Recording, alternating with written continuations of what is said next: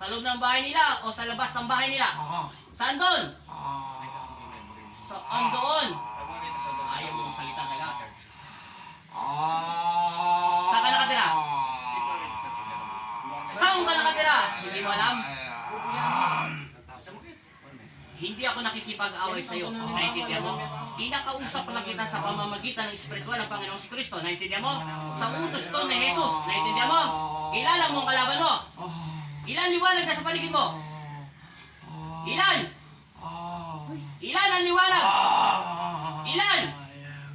Ilan? Ay, Diyos ko. Ilan? Ako na ini. Ako na ini. Huwag mo ko lang ipapatayin kita sa loob ng katawan niya. Naintindihan mo? Ako na po. Umalis ka. Nagkakaintindihan tayo? Opo. Lalayas! Opo. Lumayas ka! Sa pangalan ng Ama, ng Anak at Espiritu Santo, masamang espiritu, umalis ka sa katawan ng taong ito. Patahimikin mo to sa pangalan ni Jesus. Ama Jesus, Amang Nazareno, kami ang iyong mga anak. Dahil kami sa panganib at masamang espiritu. Binigyan mo ko ng kapangyarihan, kaya kayo po muna sa aming buhay. Amen.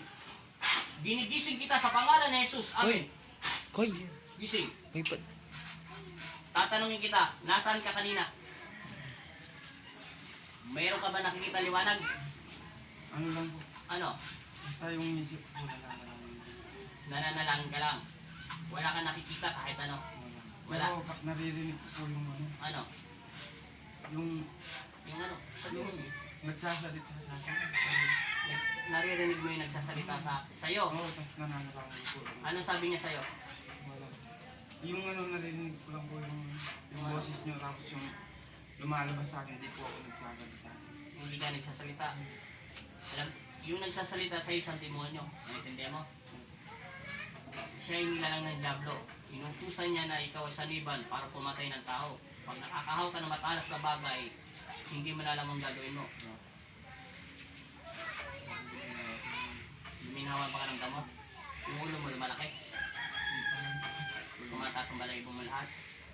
Ngayon, okay na?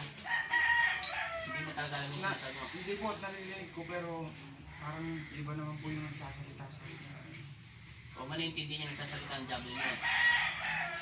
Yung nagsasalita sa'yo, isa siyang Diablo. Pabayaan mo siya. Hindi siya normal na tao at hindi siya tao.